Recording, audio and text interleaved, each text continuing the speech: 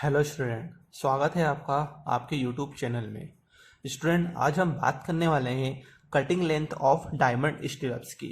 जी हाँ दोस्तों, diamond stirrups की हम कटिंग लेंथ किस तरीके से निकाल सकते हैं ये आज हम देखने वाले हैं।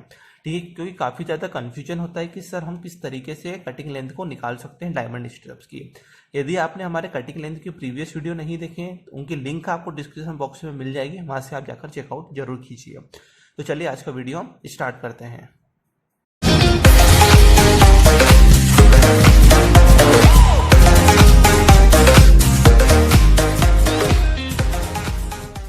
देखिए स्टूडेंट, हमारे पास सबसे पहले आपको जो दिख रहा है एक सेक्शन दिख रहा है एक कॉलम का। इस कॉलम का सेक्शन, ठीक है ना, इस कॉलम को हमने यदि इस बीच से काट दिया तो ये कुछ इस टाइप से दिखने वाला है। ठीक है, अब जो आपके डार्क सर्कल है ये आपका क्या है, मेन रिइंफोर्समेंट है। इस रिइंफोर्समेंट को बांधने के लिए हमें क्या एक सरी की जरूरत पड़ती है, जिसको हम क्या बोलते हैं, स्टीरप्स बोलते हैं। ठीक है स्टूडेंट, जिसको हम कॉलम के केस में टाइज भी बोलते हैं, बट हम स्टीरप्स को लेके यहाँ पर चल रहे हैं। अब इस कॉलम का सेक्शन हमने माना है 600 बाय 600 mm का। ठीक है, और जो स्टीरप्स का डायामीटर है ये आपकी क्या है, स्टीरप से है। ठीक है, उसका कितना डायामीटर है, 8 mm का डायामीटर है। ठीक है, अब इसमें जो हमने कवर यूज किया है वो हमने यूज किया है 20 mm का। ठीक है, बट आपको कौन सा कवर यूज करना है जो आपको ड्राइंग में प्रोवाइड किया गया है। मिनिमम क्राइटेरिया जो भी आपका ड्राइंग में रहेगा वही हमको यूज करना है।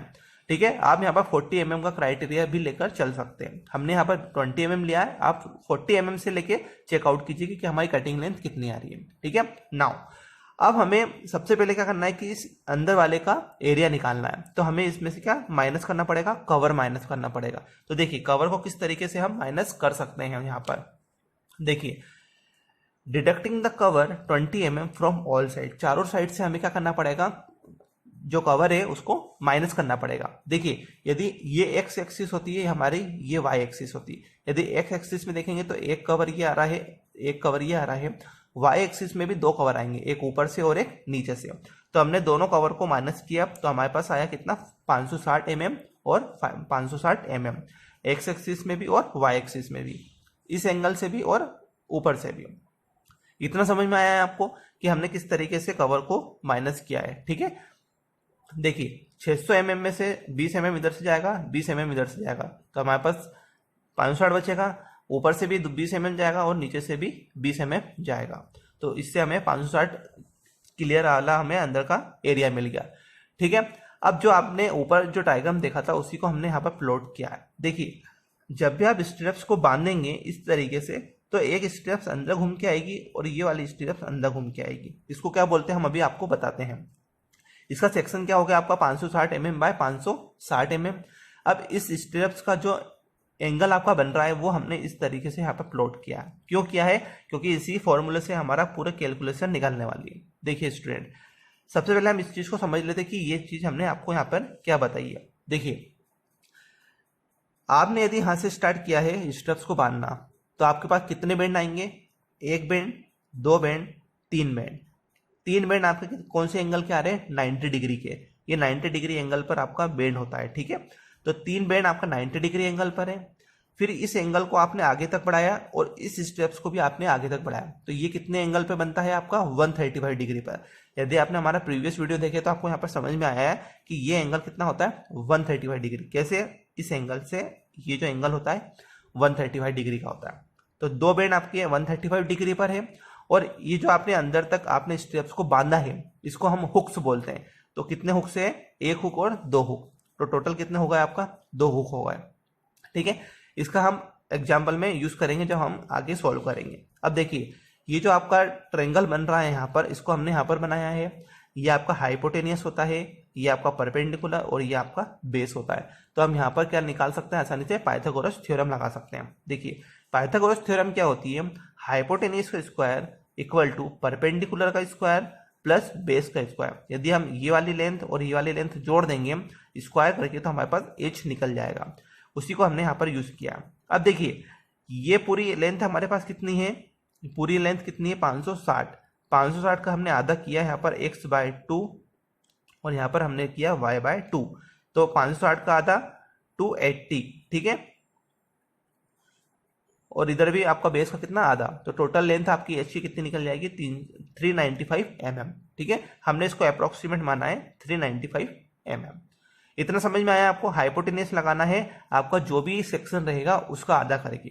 ठीक है, नाउ अब हम नेक्स्ट पढ़ते हैं हमारा कि आपने जो एच निकाला है। अब देखिए आपका जो पेरीमीटर है ये टोटल है, ये एक एंगल पे निकला है, सेकंड एंगल पे भी निकालना है, थर्ड पे भी निकालना है, फोर्थ पे भी निकालना है, मतलब 1 2 3 4, तो 4 हमारे पास एच आएंगे। इसी को हमने यहाँ पर लिया है। Total length of steps 4 into H, H की वैल्यू आई थी 395, मल्टीप्लाई किया 1580 mm आया, मतलब 1580 mm की लेंथ लगेगी आपको सरिये में, मतलब स्टेप्स बनाने में इतना लेंथ आपको रिक्वायर्ड रहेगा। Now total length of hook, hook की लेंथ कितनी है, जैसे हमने आपको बताया कि 2 हुक है, तो एक हुक होता है 90D का, सेकंड हुक होगा 90D का। ठीक है, इसके बारे में मैं आपको बताया है, उसकी लिंक भी आपको डिस्क्रिप्शन बॉक्स में मिल जाएगी। तो टोटल एंगल कितना हो गया आपका हुक के लिए 18D, D is the diameter of स्टीरअप्स। ठीक है, नाउ अब हमें टोटल लेंथ ऑफ बेंड्स निकालना कि कितने एंगल बेंड हुए। तो हमने आपको बताया कि 3 90 डिग्री पर बेंड हुए हैं और 2 135 डिग्री पर एंगल हुए हैं। ठीक है, अब देखिए 90 डिग्री का जो क्राइटेरिया है, जब भी आप 90 डिग्री एंगल पर स्टेप्स को बेंड करने वाले हैं तो उसकी लेंथ होगी हमेशा आपको 2D। ठीक है, अब यदि 135 डिग्री एंगल पर यदि आप बेंड कर रहे हैं तो उसकी जो लेंथ होगी वो आपको 3D मानना पड़ेगी।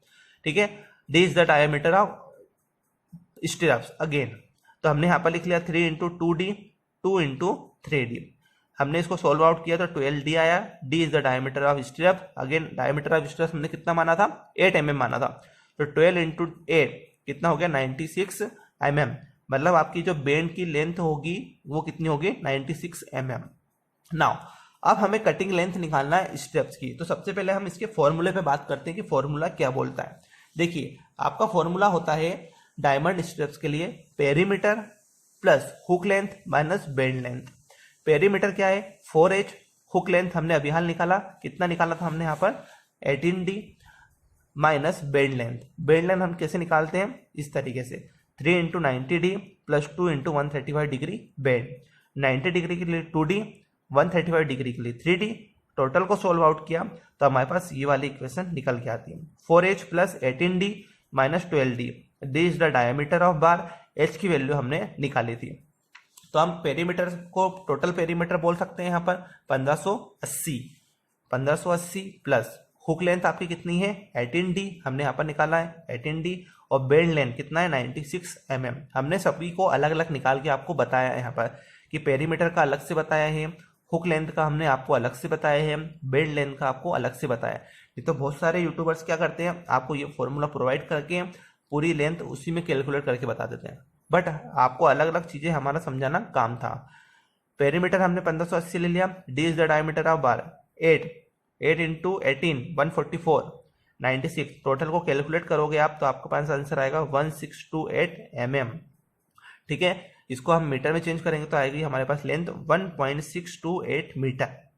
तो टोटल लेंथ जो आपकी कटिंग लेंथ निकलेगी डायमंड स्टेप्स के लिए वो कितनी निकलेगी 1.628 मीटर। आपको इतनी रिक्वायर्ड रहेगी, जो भी आपका सरिया काटने वाला है उसको आपको ये लेंथ प्रोवाइड करना पड़ेगी या कॉन्ट्रैक्टर को प्रोवाइड करना पड़ेगी कि हमें कटिंग लेंथ इतनी चाहिए स्ट्रिप्स के लिए। फिर जितनी भी आपके नंबर ऑफ स्ट्रिप्स निकलेगी आप उसके हिसाब से पूरी टोटल लेंथ निकाल सकते हैं मल्टीप्लाई करके।